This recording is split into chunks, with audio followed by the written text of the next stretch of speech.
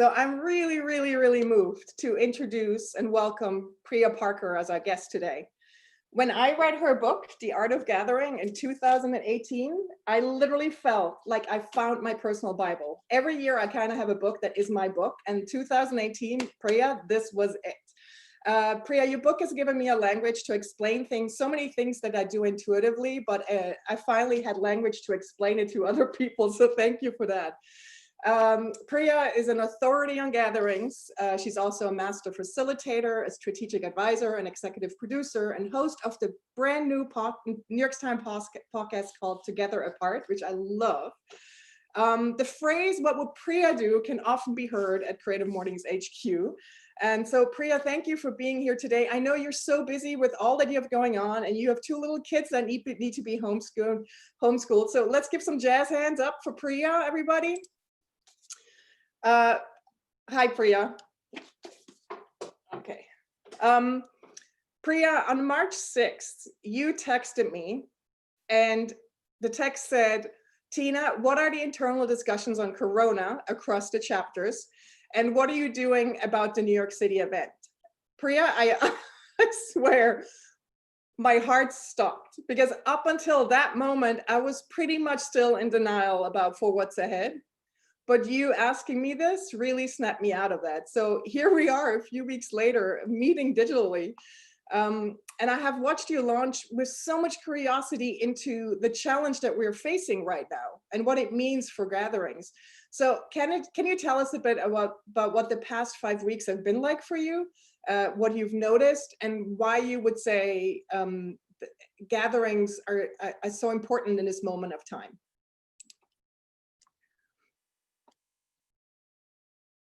Have we lost Priya right now? It looks like we might have lost Priya. She's here, but her video does not seem to be working. Oh, okay. Let's see. Let's see what happened, because she was just here a second ago. She was. Another great moment for a stretch break, everyone. Who's feeling stiff? Love Let's us. get those hands up there. Priya, she's in the call. She's in the call. Well, I just saw her a second ago, so she's here. She's somewhere. Building suspense. Yeah. Let's keep stretching for a second, everyone. All right, one more stretch, everybody. You're gonna go over on your right side or left. I don't know if I'm mirrored. All right, let's see. Bring it back. Let's see what's happening here. I've been texting with her earlier, so. So, Tina, if you want to maybe get her on the phone, it seems like something's going on with her video because it won't let me spotlight her. What do you mean to getting her on the phone? If you want to call her, maybe we can do a speakerphone chat in the meantime. I think I just Can you hear me? Oh, there you are. There we go. Priya, there you are. Yay. Can you see me? Yes, we can. Great. Of course, it's completely perfect internet until the second you introduce me. So sorry about that. Hey, we are here for these challenges. Exactly. So I've now logged in through my phone, and so happy to be here.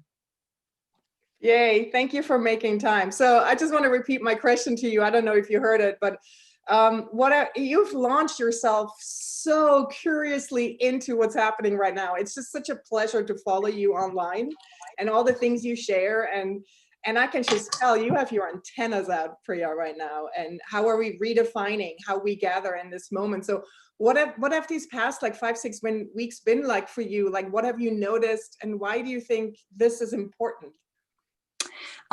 First of all, it's such a pleasure to be with you all. I always love being with Creative Mornings, and I think just watching, I'll answer your question in a second, but just watching you all and your team navigate, thinking about a digital coffee line, even though the Zoom didn't work, thinking about, I love, Tina, your analog signs to almost invert what we do digitally to then counterbalance the kind of the need for the tactical. And I learned from every call, but I have been so excited for this particular Creative Mornings call, in part because watching how you all think about what is essential and then inverting it is really beautiful. So thank you. And also I keep looking for what are some of the digitally native meaningful experiences, and to be able to watch you warm up and then swipe right 16 times through all of the slides and see Jocelyn Glei and see Sarah Oster and see Mackenzie Stroh and see Tony and see Jessica. It's really amazing to actually look out and see each person. If you have to slow down, but if we were all together, it's just a sea of faces. And now it's actually more like individual waves. Yes, yeah, I agree. So I mean, it's been I think like for all of us, it's been a very strange experience. And my experience, I would say the biggest way that I've kind of pivoted is through this podcast. So I guess I'll start there only because it's the most obvious way that I have pivoted or I don't even know what the word is, crossed over. So my team and I have been working for almost a year on a podcast called Gathering with Priya Parker. And I mean, to the point where we were sending brides in with their voice memos and showing like which point in the ceremony are you going to turn on your voice memo, for the podcast. And it was kind of a Queer Eye for Gatherings makeover show. And birthday people, milestone birthday parties, getting consent from their the dinner table, all of these various things. And about in March, a producer called me and said, basically Gathering, a show called Gathering is going to sound like a horror film. Oh my God. And it was like my little gathering heart was breaking, not, just realizing the implication of what he was saying, which is the world is ungathering. And so we thought about it, but my emails and my DMs kept on, were being flooded with, what do we do now? Right. I was going to, do I cancel my wedding? So on the personal side, do I cancel my wedding? Do we cancel a family reunion? How do I think about a funeral if we can't get everybody together? And then on the work side, the same thing. And so just creatively, I talked to my team and I said, look, the questions are the same. The core of what I am, you started by saying like, what is essential? And at some level, what is your purpose, right? What is the purpose of Creative Mornings? And for me, what is my purpose? And the core of my craft as a facilitator is to help people meaningfully connect despite obstacles. Mm-hmm. And the core of my work the obstacles have almost always been identity and power, right? I'm a race relations facilitator. The core of the groups that I work with are around identity, Muslim-Hindu conflict, or race conflict, or Arab, Jewish, American. And we are now in a moment where we are all trying to figure out how to meaningfully connect despite obstacles. Yeah. And so if you zoom out a little bit, and I think this is true for every gathering, if we're not stuck to the form, right? Yeah. If we're focused on what is the purpose, not what is the activity, which is the core question for all gatherings, mm-hmm. then you can actually zoom out a little bit in your own life and say, okay, this is my purpose. It's now just going to look a little bit different. Mm-hmm. Wow, what a good challenge to tackle. And I mean, to be honest, I am just so grateful you're here and as a voice and as a leading guiding light for all of us. I really am looking to you all the time for this. So thank you for this. I must say I'm loving your podcast. You're in your 4th episode, I think, or 3rd right now, right? Yep, we just launched the 3rd. I must say that one quote you said where like you had this tunnel reference, and I so related to that, sort of saying that we're kind of in this, it's not about the light at the end of the tunnel. It's more like we're in a really long tunnel. We don't even know how long this tunnel is. So can we create light where we are, not just at the end? And I really love that metaphor for the time we're in. So can you maybe speak on that a bit, on like sort of how do you think about that as we're in a long tunnel, and how do we make light in this tunnel right now? I got a phone call from an older sister, an older sibling. And she said, my younger sister, we're 13 years apart. I'm feeling really badly for her. She's 17 years old. Her prom is canceled. Her graduation is canceled. Her end of class field trips are canceled. All of these sort of things that she that marked the end of high school. She got into college. She just recently got a note from the college that the fall might be remote learning. And she had a really tough time in high school. And she kind of felt like there was this light at the end of the tunnel, right? She was finally going to get out of this place, finally go fly to Vermont in this case. And it just seems like the tunnel is getting further and further away. And her 18th birthday is coming up, and now she can't even have a party. And so the episode really explores the relationship between these two sisters. And I talked to both of them, and we design a birthday party for her. And the light, the tunnel and the light metaphor actually came from the guest, right? She said, we were talking about a name for the gathering. And I said, what about light at the end of the tunnel? And and at the end of the conversation, she said, what about light at the middle of the tunnel? Mm-hmm. And I think it's really dangerous to pretend that we're not in a tunnel. It's mm-hmm. really dangerous to pretend this is not a dark time. Yeah. It's not helpful. And I think part of but I, my lens or my toolkit is gathering. And I think when you create meaningful gatherings, right now, mostly virtually, though I think there's some interesting physical distancing gatherings happening as well, those can be potential sparks of light.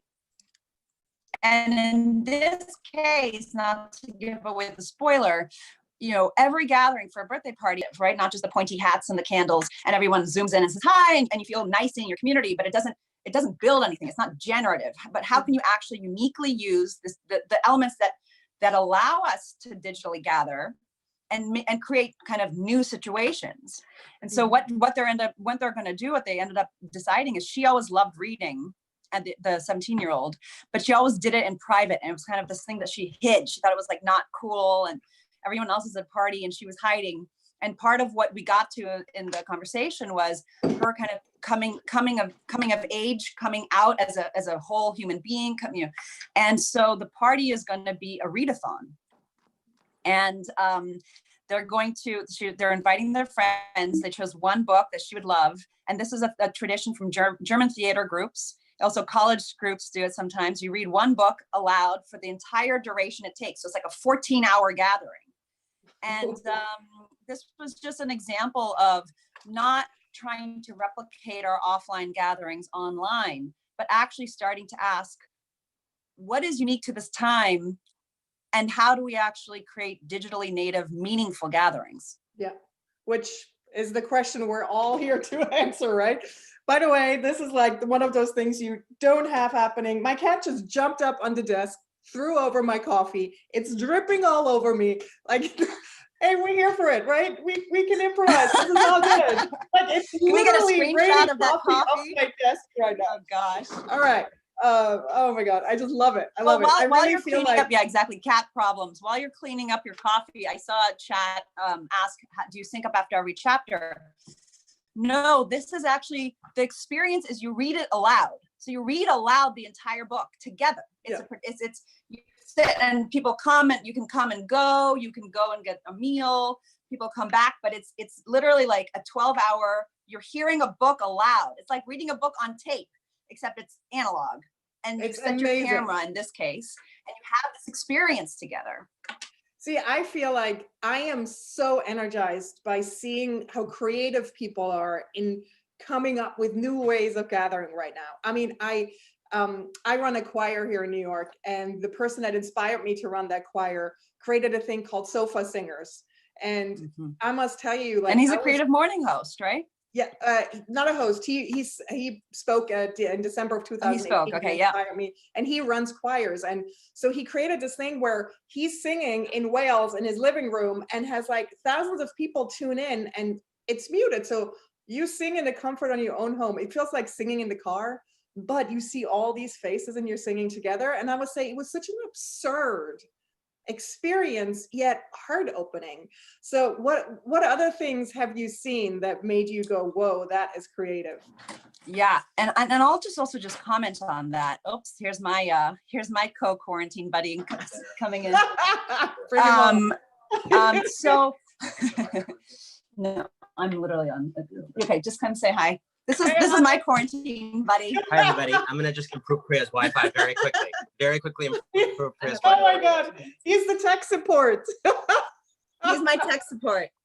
This is incredible. So apparently the reason why I lost you all is because they switched the Wi-Fi the second you introduced me. Okay, That let's see. is so funny.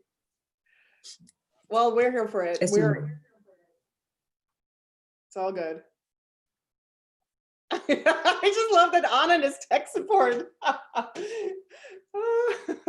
By the way, Anand, congrats on your show. I loved it. I don't know if you can hear us right now. Guys, I literally have coffee dripping all over my floors and my pants right now. Yeah. I'm here for the firsts. I really am. Who of you has read Priya's book? Tell me in the chat if you read her book. Okay, I think it's actually better to just do it this way. Can you hear me? Yes. I'm just going to go back to old school. I would just say on the choir thing, it's not only what I'm really interested in, and what I would love to hear from this community, and just like put a bug in your ear, is it's not only kind of sweet and cathartic to do things like this, like whether it's the choir. It's actually giving us permission in certain ways to break certain social norms. So at least in the US, over the last 50 years, singing has gone from collective to specialized, right? So over the last 50 years, I mean, I remember seeing one stat where, don't quote me exactly on this, but it was like in the 1950s, Iowa, the state of Iowa alone had like 2,000 local opera houses. And it was something that people went and participated in. It was people sung, in church, in choirs. You just sing. You don't sing because you're Beyonce. You sing to make a joyful noise. And over the course of 70 years, it's become more and more and more specialized, to the point where singing has become something we don't do as human beings. It's something that we get to experience from the best person in the world, and only that. And it becomes embarrassing to sing aloud publicly, particularly in the US. It's not that way necessarily, I know, in India, or in certain other contexts. And here you are, because of what James is doing, actually interrupting that belief that to sing is to be embarrassing, but you're willing to actually sing again without saying, I'm not a singer. You're just singing in the shower, but you're actually singing collectively. And that's actually a breaking of a norm that I think is very healthy. Yeah, I agree. Priya, should we try our breakout room, the prompt that we had? Should we do it? I think my team says we can try it. I can't hear you anymore, Priya. Right now, I can't hear you.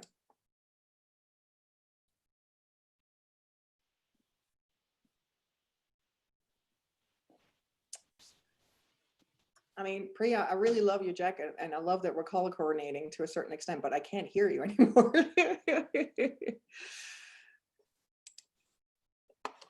While Priya's figuring out her sound, I just want to check in with my New York team. Are we giving a thumbs up on trying the breakout room again? Sorry, I got muted and I couldn't unmute it. There was a central muting. So I know, Priya, when we were preparing for this call, you and I were really excited about, given we have an incredible community, and we believe everyone is creative, and this is like a creative hive mind. So you and I were really excited about using this as a hive mind, sort of to really generate ideas, or just collect ideas, what people have seen, how people have really gathered meaningfully in this digital world. So I think we should try to breakout room one more time. Like, my team feels pretty confident that it can should I just work. give an example? Yes, please do. So what we were talking about is, I'm really curious, and looking around the internet, of how have you seen people gather meaningfully virtually? So not necessarily like going in cars or standing 6 feet apart, physical distancing. I think that's a separate question. But virtually, how have you really seen people take advantage of this digitally kind of native time? And it came from a tweet that I saw by a guy named, he's at Aaron Z. Lewis. You should follow him. And this was the tweet. He said, social skeuomorphism, that feeling when you try to copy paste IRL social activities into a digital context, without making any alterations. Digital dinner dates, movie nights often makes you feel more distant by highlighting all the subtle differences between the virtual and the physical. And then he said, I think a good heuristic is, and here's the question, what can we do in digital spaces that's impossible to replicate IRL? Versus how do we take what we're used to and put it on the internet? And so the prompts that we have, and I'll say one more thing as an inspiring example. It's a little risque, but I loved it. So at Jimmy Riss tweeted, I was at a Zoom party and at the end of the night was maybe 8 folks in the hot tub room. Everyone was in their bath at home, all chilling, the hot tub together. And it turned into naughty truth or dare. And it was a rad and unprecedented for me experience that felt natively digital. That is amazing. You also had a really good example with Zoom backgrounds, right? Yeah. So in our conversation, I called Aaron Lewis because he's really thinking very, very creatively about this question. And I said, what are some of the other ways people are starting to think about creating digitally native experiences? And he said, so one idea that I've recently been playing with is, it's hard to sense what people are feeling or thinking in a room. And he said, what if, and he was talking about team dynamics. So on one exercise for teams analog is you have these 6 different colored hats. If you're feeling or thinking or playing a certain role, leader, follower, bystander, you put on a yellow hat or a red hat. This is an exercise facilitators often do. He said on Zoom, what if a team agrees to have like 6 colors as their background Zoom and code each color with an emotion or a thought or a feeling? And when you're having a conversation and, you're just feeling irritated, you push the yellow. If you're feeling triggered, you push, orange. If you love an idea, you push red. And he was making it up, but this idea that we are just at the very beginning of actually thinking about not transmuting our IRL gatherings necessarily virtually, but what can we uniquely do that is an opportunity, particularly for people on this call who are, obsessive organizers and gatherers and really sophisticated thinkers. How can we actually begin to encourage, to experiment with these tools in a way that create meaningful connection when you're not physically together? Yes, this is amazing. So I think we're going to try this again. So we're going to send you all, we're going to try this into a breakout room. And the prompt is, so here's how we want to set this up. And actually, by the way, Priya and I are also going to be in them. So we might end up with you. For if they work, designate someone in your group to be the note taker, because we want to collect these ideas, things you've seen that worked, ideas you have that could work. And then the note takers, when you come back after the breakout room, post those into the chat, because we want to collect all of these ideas and share them back with you. And also there is a tweet in the New York City chapter that Emmeline has put up where you can keep adding your ideas as they come. So we can all as a hive mind tap into those. Okay, so the prompt is, have you seen people gather meaningfully in the digital world? What creative ideas have you liked, or what ideas do you have? Do you want to add on to that, Priya? Yeah, just how have you seen people gathering meaningfully in the digital world, like really pushing the boundaries of the digital world? What creative ideas have you heard about or liked? Yeah, so we're going to try this breakout room thing again. If you don't like your breakout room, if you don't feel comfortable, you can always leave the room, okay? And then we come back and we share what we've learned. Alexa, let's try this, or Christina, whoever is doing it, let's try this one more time. And I'm gonna, by the way, this is my cat, Rebel, who just knocked over my coffee. Oh my gosh, his name is Rebel? No, I just called her a rebel because she pushed I was like, that's her name. I call her Rebel now. And this is where she likes to sit. This is her spot. All right, can I hear from Alexa or Christina if we're trying to make this happen? Control center, what are we We are doing? trying to make it happen. It is currently not happening, but feel free to stretch. Feel free to stretch. Okay, Lulu, I need to stretch. Oh my God. Okay, goodbye, cat. All right. Do you get any indication if it might happen? The button appears clickable, but once clicked, Unknown. I've seen this issue with really large Zoom rooms, unfortunately. Same. And unfortunately, everybody, we couldn't test this. Because we couldn't have like 500 people just in a swoop here with us. All right, if it's not gonna work, I would say we're gonna improvise and we just gonna have you put it in the chat, I would say. Can we try this? Can we try, put it in the chat and then whoever has the master control, unmute that person and let them talk about it? So if you have a specific example that you think is worthy, this is like decision filter, right? Is worthy for the entire group to hear, no pressure.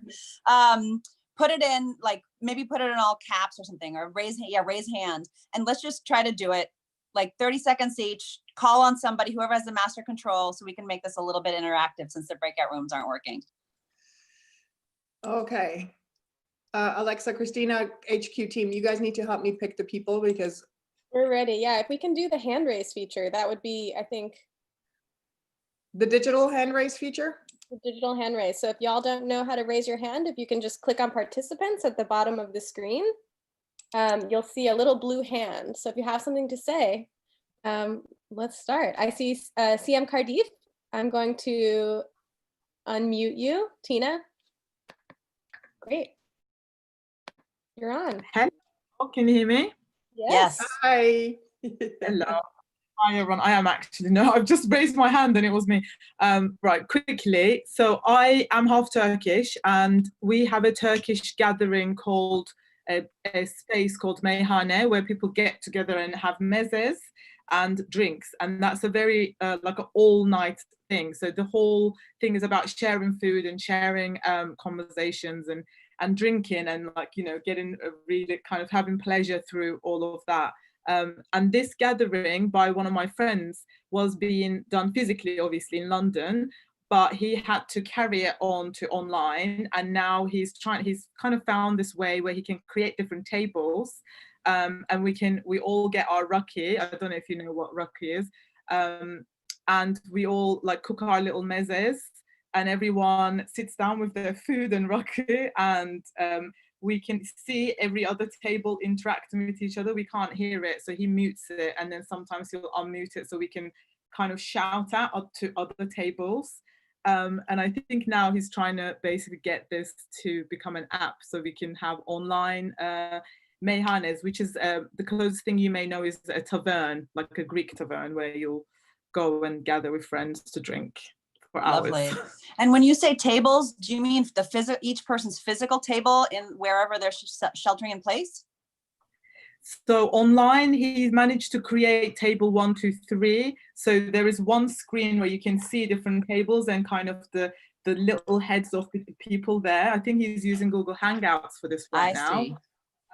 And if I want to, I can reserve my table on, say, 1, but I can, during the session, I can actually go to somebody else's table and say hi to them.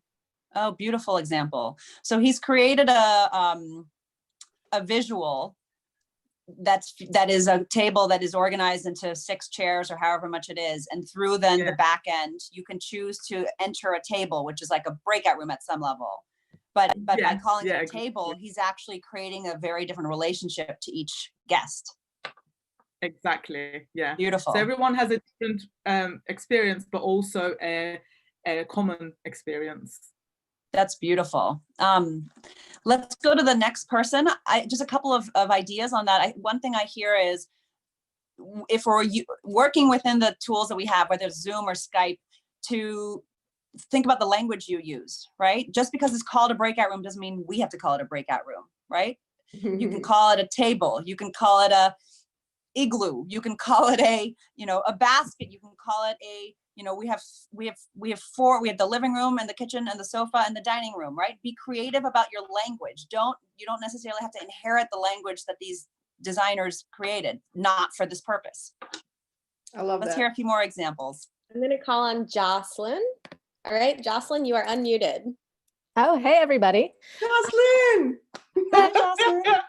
So this is something that I did actually, which Tina knows about. So I practice Reiki, which is a form of energy healing. And because of this whole crisis, I started doing distance Reiki. Normally, you do Reiki in a one-on-one setting in person. And so I started doing distance sessions. I actually did one with Tina, one-on-one session. And I was doing them with a bunch of friends, just kind of support and, help them through this time. And I realized there was a lot of commonality to like, I also learned how to guide people through it with my words. I usually don't speak in a one-on-one session in person. So I had to switch and do this kind of guided meditation, like using my words for touch.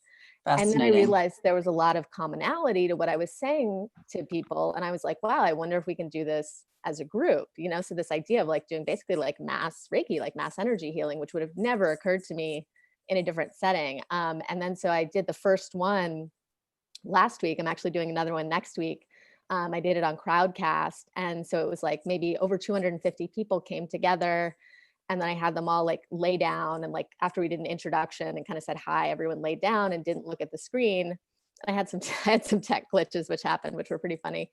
But basically then talked everyone through this. So it's this really cool thing where like 250 plus people from all over the world came together, and we all moved through this kind of like energy healing meditation together, and just did something that was really restorative for people. And you probably wouldn't have done that, Jocelyn, if it wasn't for this moment in time. No, absolutely. And I think Jocelyn, go ahead. Sorry, can I ask you a question about that? Yeah. So it sounds like there's two things you did. One is to start to figure out, when I can't touch somebody, what are the tools that I have, and how do I transpose touch, in this case, into language, right? Yeah, totally. And then the second is, how does it shift the social contract between you and the client that you're individually serving when you're then doing the same thing with 250 people, some of whom you don't know what their body is like or have a previous existing relationship? How does your role shift when you're moving from an individual intentional connection to a collective crowd? I mean, I think I'm still figuring that out to a degree. What is it like to like interface with the energy of 250 plus people versus a single person, and that I think I've done this once at this point, so I'm still figuring it out, but I think it's more about tapping into like, okay, what do we as a group collectively need, and doing that work, like doing the Reiki or doing the energy work, is completely like improvisational and intuitive. So it's really about like just what comes to you in the moment, and what are we kind of doing, what's coming from this group energy in the moment. But I think it was also interesting figuring out like how do we get on this digital space where we usually see each other's faces and make people feel comfortable like laying down and doing something like a little bit different. Like that's something that's kind of interesting too. Like you're talking about how we use these tools in different ways. Yeah. Let's go to the next person, but just a few ideas, if I may. One is, when you move from 1 to 250, particularly if you don't know who they are, the social contract does change. And so one thing you may want to play with over the next few experiments is to create some preconditions that is on whatever the invitation is, to say, this week we're going to be focusing on this. If this is true for you, then I invite you to join. If not, don't. Or these are 4 ways to take care of yourself while you're about to do this. Or like, not disclaimers so much, but filters. And you can do a lot of work through the invitation to figure out what is it that you are able to actually focus on, so that people are self-selecting in. Beautiful. I think Kyle has some questions or examples from YouTube. Is that right, HQ team? Yeah, lots of examples coming in from our YouTube stream. Hande has been holding breathwork groups with people all over the world. And Hande also hosted a field trip called Breathwork and Vision Board Making earlier this month, where all the participants made collages together, which is super cool. Katie said, we started a virtual show called Boxes, where we all come together in our boxes for a bi-weekly activity that's judged by a series of hosts. And some examples, creating a costume for royalty, pitching a product. And she said it's so much fun. We have Kristen, who shared that she hosted a virtual sound bath Creative Mornings field trip last weekend. I'm not purposefully calling out all the field trip hosts, just FYI. just finding the examples at random. It was so wonderful to connect. It was amazing to see the power of sound travel all over the world and connect with the community. And I really like this one from Samantha, who's been cooking at home with her mom and her brother. They pick a pantry meal, they make a cocktail, and they toast while they cook and eat from their respective kitchens over FaceTime. And Samantha closed with, it makes her Sundays brighter. One thing that I'm interested in, and just to plant a seed with you all, is, you know, if you've read The Art of Gathering, you know I'm a fan of heat. Oh, yes, you are. And heat can come from many places, right? Heat is conflict, healthy conflict. Heat is risk. Heat are stakes, right? Like gatherings matter when there's some element of stakes in it. And like the hot tub example made everyone laugh. At some level, it's not just this embodied practice where everyone gets a hot tub now, but also the naughty truth or dare, right? Which is actually, it's like all of a sudden you're like, right?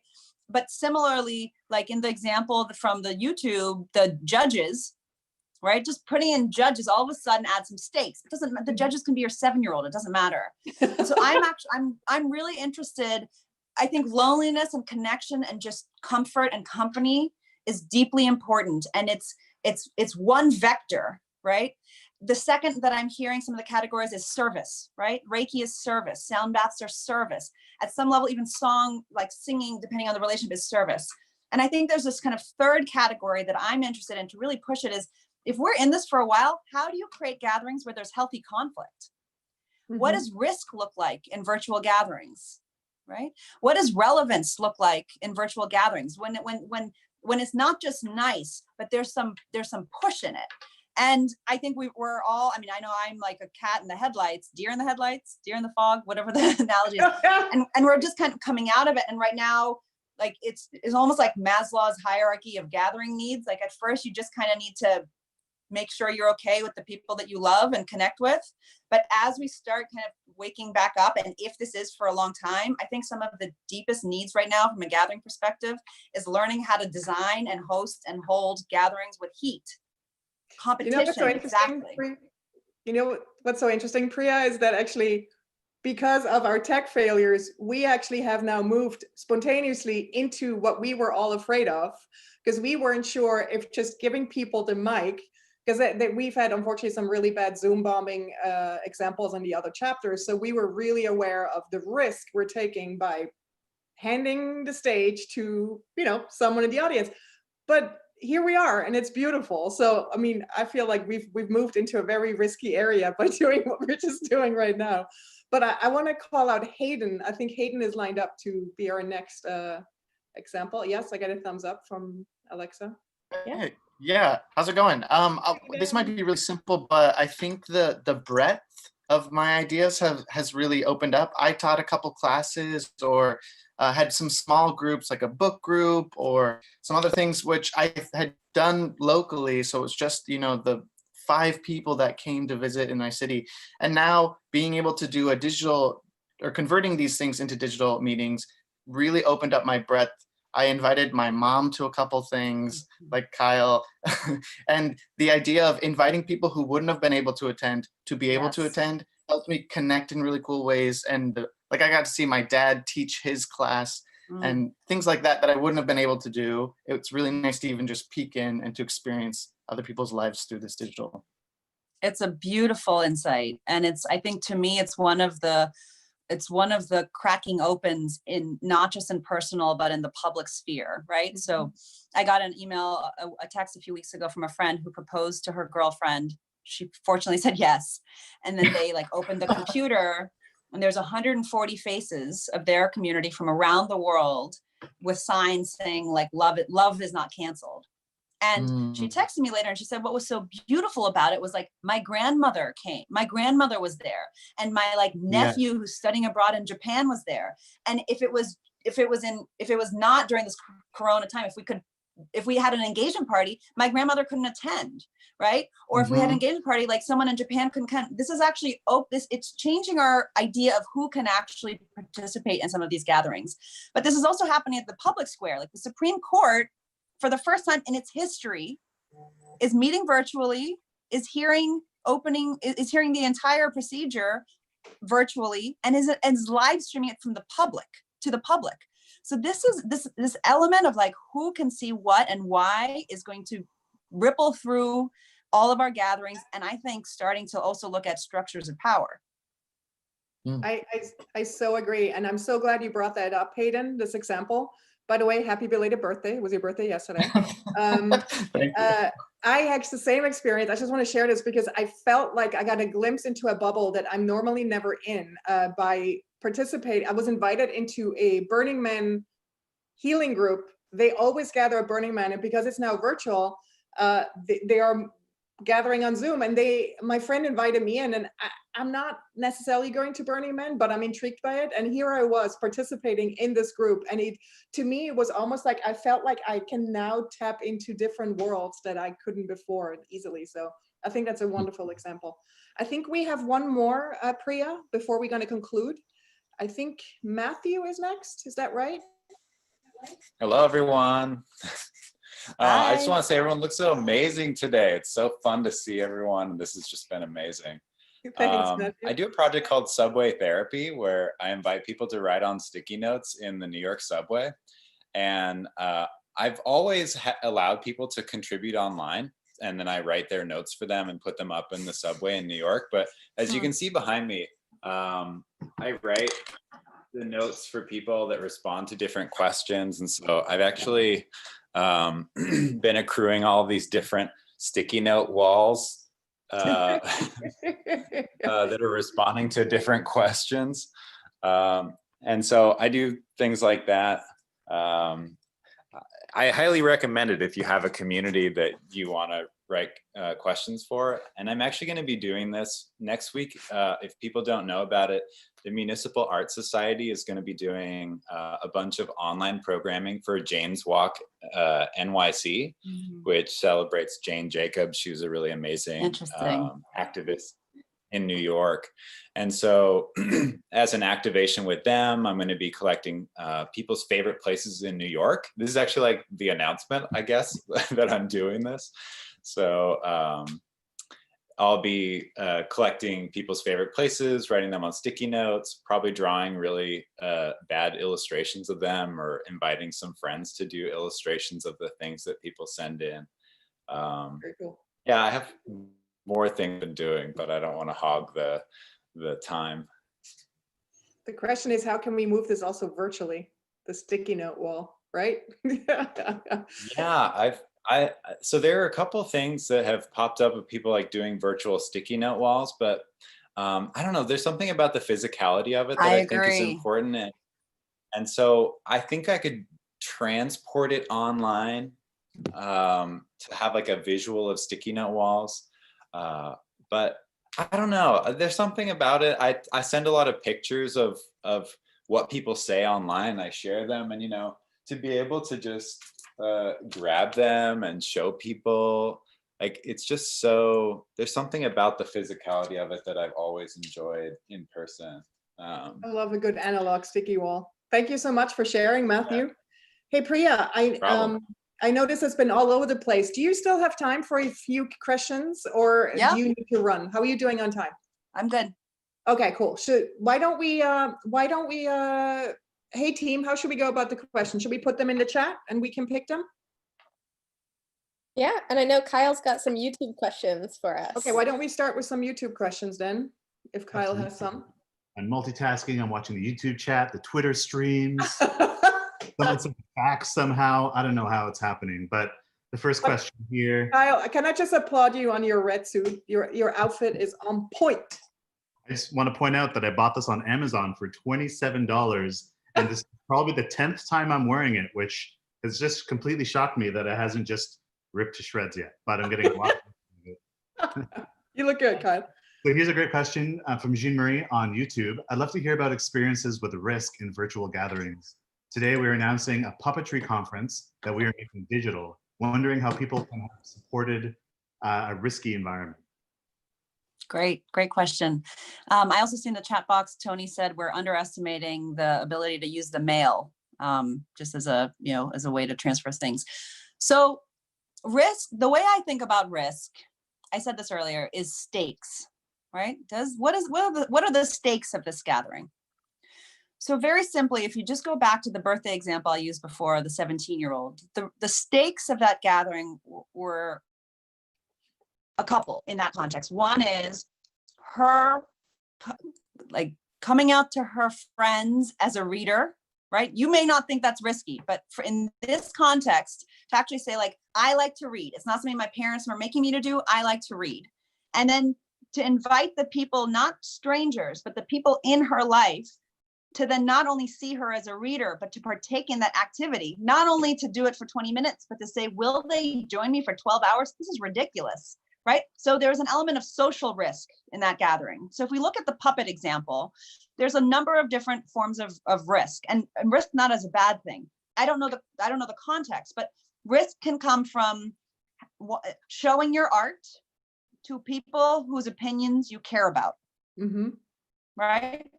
And that in some cases, for some people, could be your family or your community. And in other people, it could be like the best puppeteer in your city, right? Like risk is relational, meaning it's like, it's through each other that social risk emerges. It could be a competition the same way somebody said earlier, and again, the competition should be based on values. So if there's 5 things they're judging it on, it could be handiness. It could be, you can only make a puppet from what you already have in your home. It could be, analog, no digital, or it could be, you need to do something where your puppet is both analog and digital. But the design constraints should reflect what it is you're trying to build your community around or build your puppeteering around. But it really depends on the context. I mean, the other way to think about it is if in any community, there are fault lines, right? And I don't know the puppeteering world, but I'm sure there's like old schoolers and new schoolers. There's people who would never use a needle, and there's people who are needle only. I'm making this up. But what if at the beginning or at the end, you get you have a debate around the kind of the 3 most deeply controversial. I mean, just now we were having a little bit of a debate about Post-its. It was really interesting to watch in the chat. And some of the debates, so I saw end analog Post-its. I saw no, analog Post-its are the thing that you actually need texture, you need physicality. I saw you should use one big Post-it, and then I saw, what if you need to do it digitally? That was actually a really interesting conversation that we didn't frame up, right? So if we were going to have a risky conversation around the use of Post-its, the values underlying them that I heard are in sustainability and environmentalism, the relationship to the body, right? The relationship to space, the ability to actually assume that you either have access to digital tools or you have access to Post-its, accessibility. So in like 6 chats, actually, if you're really thinking about it, you could create a heated conversation in this community that is helpful. It creates generative conflict, meaning it helps us all think about our higher values for progress about Post-its. I love that. Hey team, how are we picking the next question? We can call on Ben Toma, who has his hand raised, our Austin host. Austin host, Ben. Let's see. I want to give a shout out to Ben. He and his event, he was one of the very first ones to move our events digital, and I was in tears. He is a fearless leader of Creative Mornings. Hi, Ben. Hi, Tina. Hi, New York City. Thanks for letting us join in fun today. It's been incredible to make a meal while y'all were doing your events, eat with my kids, and now they're off doing school and playing, and I get to have a conversation. Thank you for letting me ask a question. Priya, I've been listening to a lot of podcasts in this time, and I've been thinking a lot about how we come together in these gatherings to grow our empathy towards each other, and then have room to have tough conversations because we understand each other better on a human level. And I'm very worried personally about the way that our leaders are or are not doing that right now. I'm curious if you have any insight into how our leaders might grow together in this time, or are we all just becoming more divisive because we're running to our own comfortable virtual corners? You've dealt in conflict management and bringing tough conversations together. Is that still happening? And if not, how can it still happen? It's such a great question, and it's good to see you. So I think, I think that we're in a moment of time that's very complicated, obviously, but particularly for a leadership perspective. So there's a couple, even if, so I think the deepest threat to your question is one word, which is trust. And it's trust between leaders and trust of good intent, particularly at the very top. But it's also more dangerously is trust within the population. And from a conflict resolution perspective, when you don't have any amount of trust at any level, right? So within the social fabric, or at the level of institutions, or at the level of individual relationships with elected officials, it is a very, very, it's a precondition. Like some level of minimal trust is a precondition to be able to actually like build something together. And my fear right now is a lot of is that physical distancing. I'm going to use social distancing for now because that's what's actually being used in the popular press. Unfortunately, and I think unlike most other countries, is being politicized, right? And so you have the president saying like, liberate Minnesota, liberate Virginia, liberate Michigan, which he means defy the social distancing bans and go back to work, go out on the street. And so I think one of the things that's really complicated right now is we and our leaders are both trying to figure out, I mean, the questions on this call are pretty sophisticated. How do we virtually gather? How do we think about coordinating? How do we coordinate groups? How do you, all of these different technical and sociological questions. And they're trying to do this simultaneously while the social civic fabric is completely frayed. So to be honest, I'm worried. And I think that there are certain leaders right now who are like every moment made for this time. I mean, made for a time. I think Andrew Cuomo, I mean, there's been all these pieces about how he was kind of this forgotten, backwater leader at some level. Governors didn't matter before this moment as much as they did pre-George Bush. He's arriving at a certain moment. And I think, he's an interesting leader to watch, in part because he's paying attention both to leadership, but also the psychology of the community. Mm-hmm. But I think that this is a moment where I talk about this so the next podcast little preview is about schools. And we explore this idea of going big and going small. And what I mean by that is I think this is a moment where we actually have an opportunity for some leaders to do more national moments. And I'm not talking about a press conference. I'm talking about like a collective funeral. Right? A national convocation, right? A 4th of July that we all watch. I mean, maybe that's different because you can get out and like sit on a blanket 6 feet apart, but this is a moment for big and small. And we can do the small, but we need our leaders to do the big. Exactly, Obama commencement speech. Or, and I think Obama is okay personally because he's not currently in a position of authority, but for many in the country, he's a divisive figure. So I don't know who it is. And actually, I'd love to hear, but exactly a national graduation ceremony, not just for the seniors, not just for the families, for all of us, right? We all feel badly for those seniors. What would a national prom look like? But it's not just one. Then you have to figure out what's the small embedded local versions. And like, we got that. I love your call for that, Priya. My gears are turning, and I think, when we prepared for this call, you sort of said something along the lines of like, this is catapulting us into the future, like pushing us so quickly into what is possible and how we gather. And yes. I really love that notion that this is just really accelerated right now. And it's forcing us to.